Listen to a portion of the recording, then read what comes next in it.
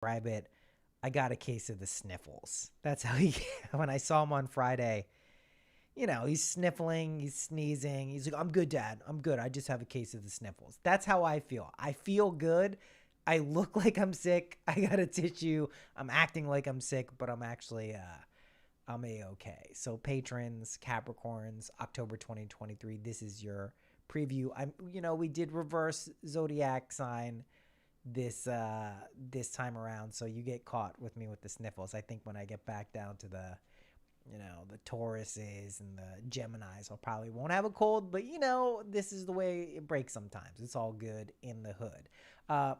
Really overall though, I gotta say, this is the third reading I've done this month for October 2023. There is a clear shift in kind of energy being a theme coming back for most of the signs in this quadrant of the zodiac. We'll see what happens as we get through the rest of it. But if your Capricorn placements are here, whether it's your moon, your sun, your Venus, or your rising, obviously those apply to different parts and aspects of your life, but there is increased energy and there is increased opportunity, and this is a pretty nice thing for you to kind of have coming your way. This is where like kind of the work and dedication. I'm sorry if I sniffle. It literally is the sniffles. Like the 4-year-old wasn't lying. It's like, you got a little bit of a cold. You don't feel totally yourself, but it's not the end of the world. Your hard work and dedication is definitely going to pay off. So please know that what comes with increased energy and ability to function is also your ability to kind of be recognized for things you've been working on and get shit done, because you're going to have the energy to do that.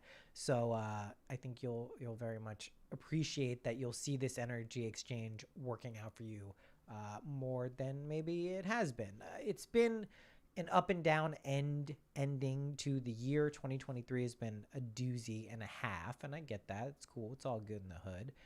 But try to make the most of the positive energies, especially in the realms of career, finances, love, and health. So that's all of the realms. That's all of the, I like how I wrote that. It's like, yeah, it's all of the places.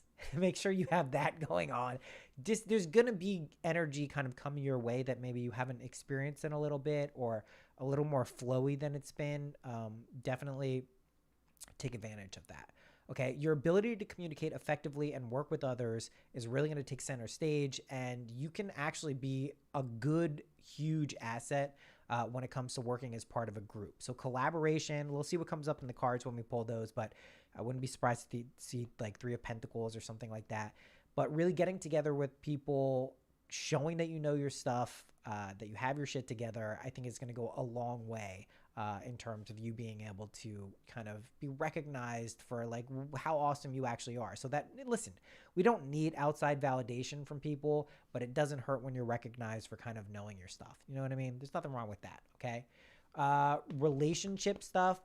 This is definitely like the time to deepen any existing emotional connections you have with partners or significant others. If you have not if you do not find yourself in a relationship, excuse me, you may find yourself attracted to someone new and exciting, potentially leading to a meaningful connection. Listen, when you're feeling good and the energy is flowing through you and it's easier to communicate and it's easier to kind of like let yourself be yourself, that opens up a lot of kind of change possibilities in your life. So it's a good idea to, capitalize on this, is what I'm trying to say. There's a clear pivot going on energetically. I think a lot of people have been rocked pretty hard over the past few years. I'll include the pandemic into that. It was just kind of like a blur for a lot of people. And then once that energetic shift was over that we kind of collectively experienced, you're just asked to go back to business as usual. And that's kind of what 2023 felt like. It's like, well, how does that work? It doesn't really make sense. Things are clearly different. You still have the vestiges of COVID going around, like especially if you have children or anyone in school, you can see how this, like, it's still there. There's still the worry and concern in various circles for people. And that's just like, it's a fear-based thing, right? That is a virus that can kill you or someone you love. It's fear-based, right? That behavior based on that train of thought. It's okay. Fear-based doesn't mean wrong, by the way. I just want to be clear about that. I'm not coming down on anyone who operates in that reality. Capricorn, you know you got your fear stuff down. You got the devil card in the tarot. So you're familiar with working with fear and kind of shadow material. I have good news for you, Capricorn. Of all of the signs, this eclipse season, which is October, there are 2 eclipses in October. We have on October 14th a solar eclipse and a new moon on the 14th of October in Libra. And then on the 24th, is it? I have to check. It's either the 24th or the 28th. It's the 28th. How could it be the 24th? It's 14 days for a moon cycle. It's the 28th. We have a full moon in Taurus with a lunar eclipse. And this is like this really profound, energetic stuff going on. Try to place yourself in the situation where this is before buildings with lights and everything, and you saw in the sky one day the sun is blotted out, and then 14 days later the moon is blotted out. You'd be like, what the fuck is going on? So you can imagine that vibration kind of cascading through realities to find you where you are now in this particular timeline that you have constructed. Good job. It's going to be some stuff going on. And we have some things going on, especially in the realm of like Scorpio. We have multiple signs moving into it with, I'll get to those later, but also Pluto goes direct. There's just like a lot of shifty, changing energy going on. The good news is for you, Capricorn, is that like I condition my hair. When I condition my hair, it does weird stuff like form a roll at the front of my head. This really comes with a newfound sense of energy in your life, in your realm, in your field of awareness. So that's the positive of what's going on. Listen, Scorpio's got an interesting vibe to it. I'm a Scorpio ascendant. It's very close to Capricorn. It's 2 signs away. It's change, it's transformation, it's death in many ways, not physical. Don't worry about that. It's just a lot of, reincarnation, rejuvenation, resuscitation, that type of stuff. It's folding over of energy. You can think of it as, and so there's a lot of that energy pulsating into October, more towards the end, right? Libra is what's going on with the sun in the beginning part of October. So it's not the whole month, but you'll feel this kind of like switching energy probably at the beginning of the month, because you have this like wonderful Libran sun bringing lots of joy and harmony, and you get a boost of energy that will remain throughout the month. But then it is going to be very changey vibes towards the second part of the month. Okay. So just be open to exploring new avenues, especially in like love life, right? Your relationship to love in life, but maintain a balance between your personal life and other priorities, right? So your sense of self still is going to need to establish some boundaries for allowing yourself to experience what's going on this month. And so just make sure you have the clarity to know when you need some alone time to like reboost and recharge your like batteries. That's like a big theme for October for a lot of the signs. So I think you'll find that this is something that's pretty important for you in the month of October. Okay.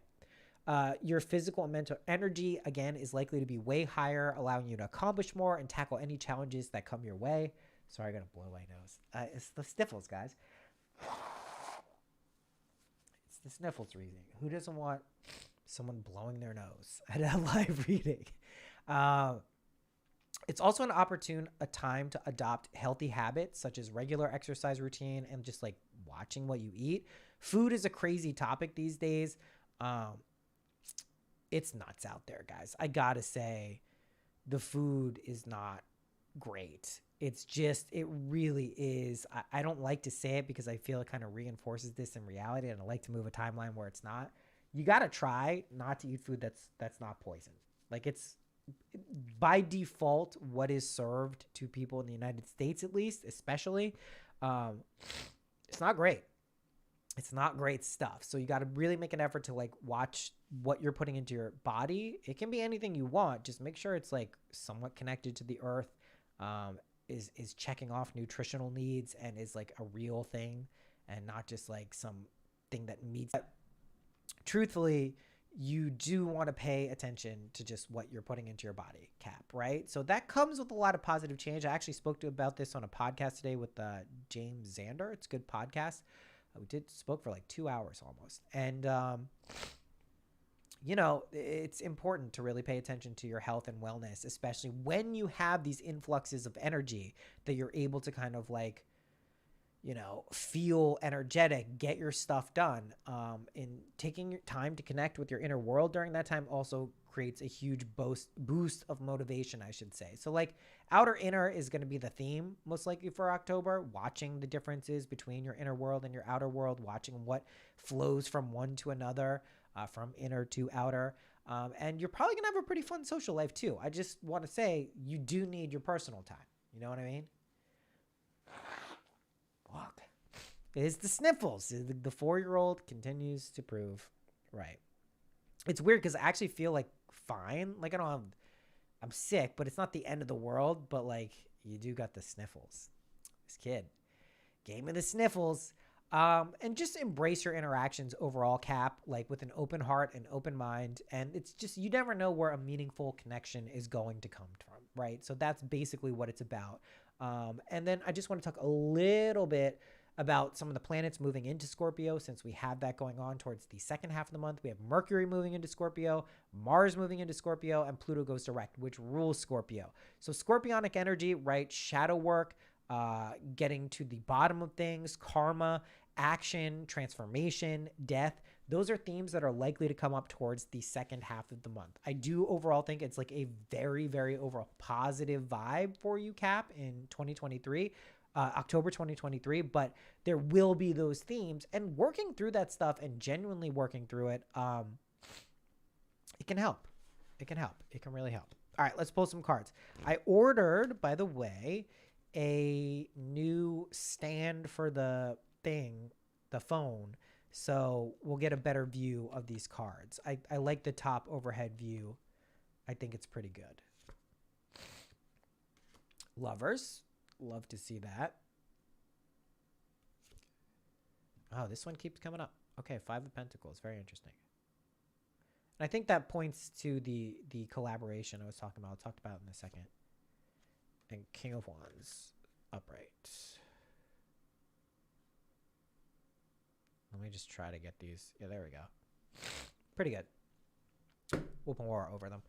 So lovers, we're doing past, present, future for this just because that's what the camera can fit in, and we do a 3-card pull sometimes. It's nice. I think when I have the better stand, we'll do Celtic Cross for these readings. So it's a 10-card pull rather than a 3-card one. Okay.